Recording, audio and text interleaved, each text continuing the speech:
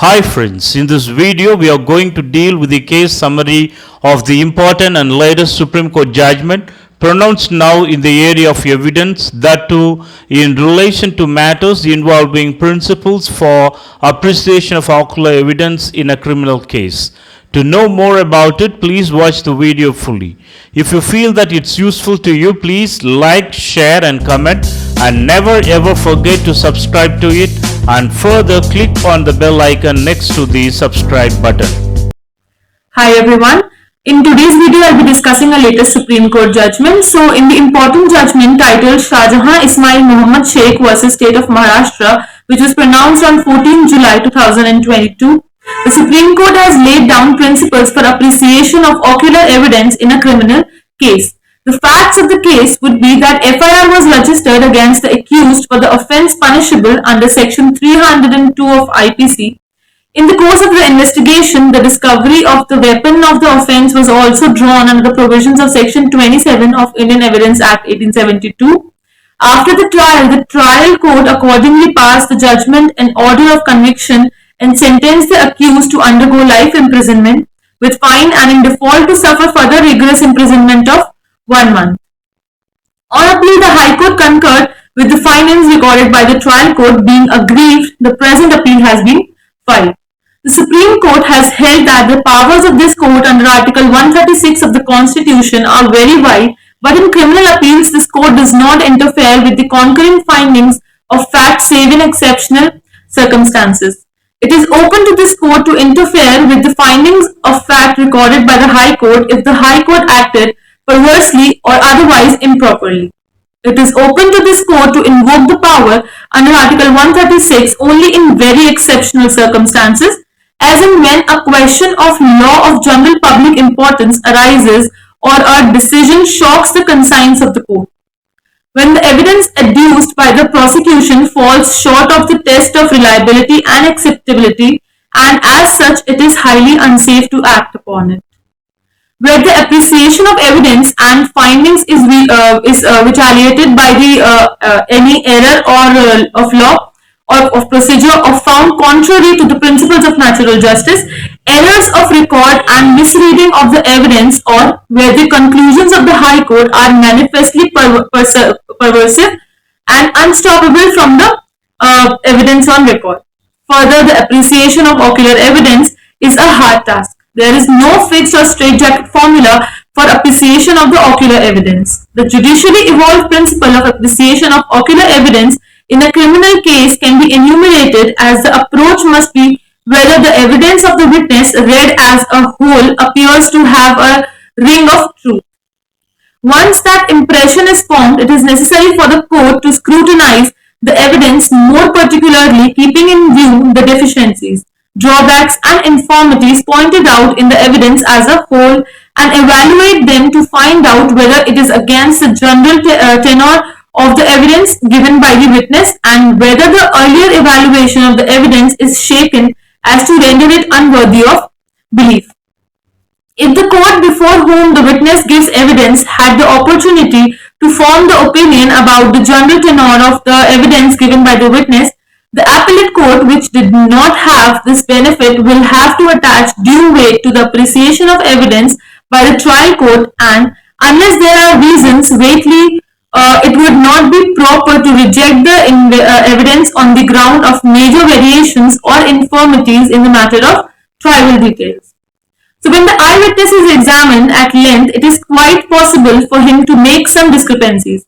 But court should bear in mind that that is only when discrepancies in the evidence of witness are so incompatible with the credibility of his version that the court is justified in refusing his evidence. Minor discrepancies on trivial matters not touching the core of the case, hyper-technical approach by taking sentences torn out of context here and there from the evidence, attaching importance to some technical error committed by the investigation officer, not going to the root of the matter, should not ordinarily permit rejection of the evidence as a whole.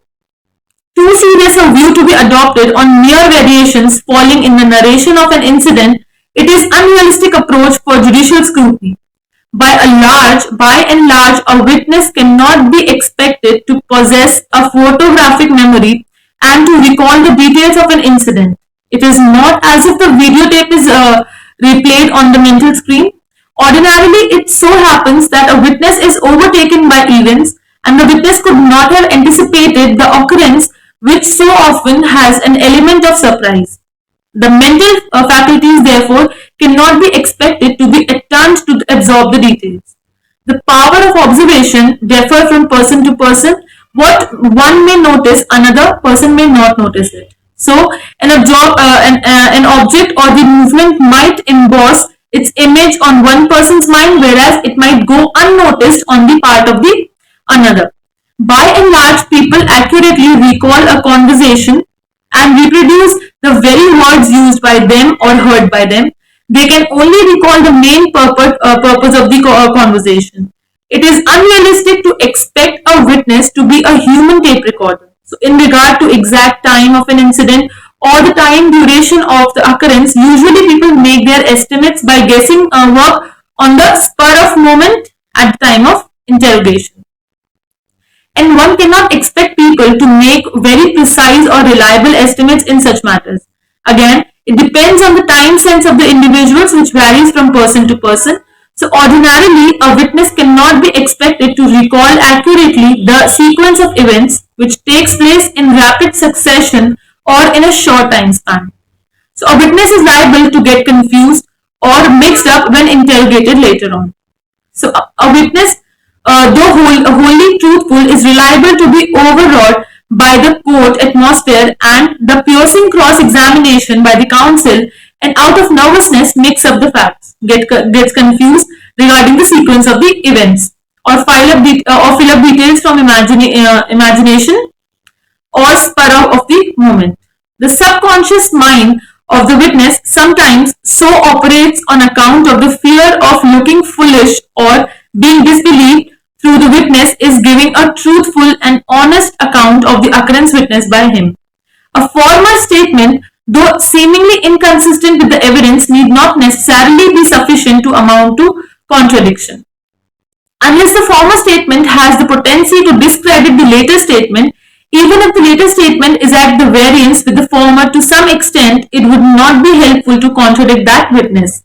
Thus, there is nothing palpable or glaring in the evidence of the two eyewitnesses on the basis of which we can take the view that they are not true, reliable eyewitnesses. Few contradictions in the form of omissions here or there is not sufficient to discard the entire evidence of the eyewitnesses. The evidences on record show that except a minor contradiction in the form of an omission, nothing substantial could be elicited from the cross-examination of prosecution witness number 1 so as to render his entire evidence doubtful, and some part of the evidence of the prosecution witness number 8 corroborates the oral testimony of the prosecution witness number 1.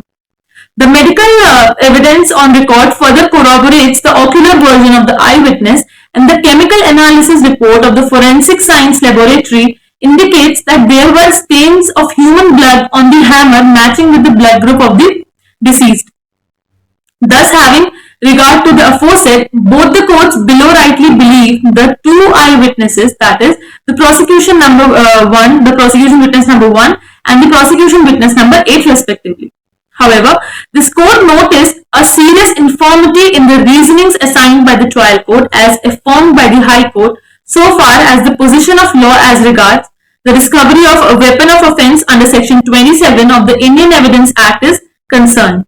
So if the court overlooks or ignores the same, then probably the trial courts may keep committing the same mistake, and in such circumstances, this court would like to explain the correct position of law and how to appreciate the evidence of discovery in accordance with the provisions of the section 27 of the Act. It is evident that the public prosecutor who conducted the prosecution before the trial court did not take the pains to bring on record the substantive evidence of the aforesaid two witnesses, that is prosecution witness number 4 and prosecution witness number 10 respectively. The fact of the accused having made a statement that he concealed the hammer and he was inclined to show that spot, even though it was recorded in the Panchanama, that the accused made such a statement, the public prosecutor does not appear to have realized that there should be a substantive evidence on record in this regard, and that the Panchnama can be used only to corroborate the evidence of the Panch and not as a substantive piece of evidence. It appears that the Panchnamas were shown to the Panch, that is prosecution witness number 4, and he admitted his signatures, and therefore it was exhibited in number 22 and 23 respectively. The examination in chief of prosecution witness number 4 does not show that he read over the Panchnama before it was exhibited.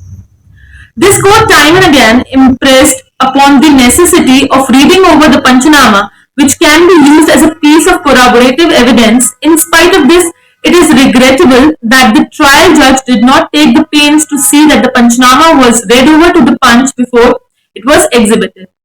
It is therefore necessary that the care is taken by the public prosecutor who conducts the trial that such a procedure is followed while examining the Panch at the trial. It is also necessary that the trial judge also sees that the Panchnama is read over to the Panch and therefore the Panchnama is exhibited after the following procedure is as indicated. One of another serious infirmity which surfaced is as regards the authorship of concealment by the person who is said to have discovered the weapon. Mere discovery cannot be interpreted as sufficient to enter authorship of concealment by the person who discovered the weapon. He could have derived knowledge of the existence of that weapon at the place through some other source also. He might have even seen somebody concealing the weapon, and therefore it cannot be presumed or interfered that because a person discovered a weapon, he was the person who concealed it. Least it can be presumed that he used it. Therefore, even if discovery by the appellant is accepted, what emerges from the substantive evidence as regards the discovery of weapon is that the appellant disclosed that he would show the weapon used in the commission of offense. Thus, in the absence of exact words attributed to an accused person, a statement made by him being deposed by the investigating officer in his evidence, and also without proving the contents of the Panchnamas. The trial court was not justified in placing reliance upon the circumstances of discovery of weapon. Even while discarding the evidence in the form of discovery Panchnama, the conduct of the appellant would be relevant under section 8 of the Act. The evidence of discovery would be admissible as conduct under section 8 of the Act, quite apart from the admissibility of the disclosure statement under section 27. Although the conduct of an accused may be a relevant fact under section 8 of the Act, yet the same by itself cannot be a ground to convict him or hold him guilty, and that too for a serious offense like murder. Like any other piece of evidence, the conduct of the accused is also one of the circumstances which the court may take into consideration along with the other evidences on record, which might be direct or which might be indirect. What this court is trying to convey is that the conduct of the accused alone, though may be relevant under section 8 of the Act, cannot form the basis of conviction. In the ultimate analysis, this court has reached to the conclusion that there is no merit in the present appeal.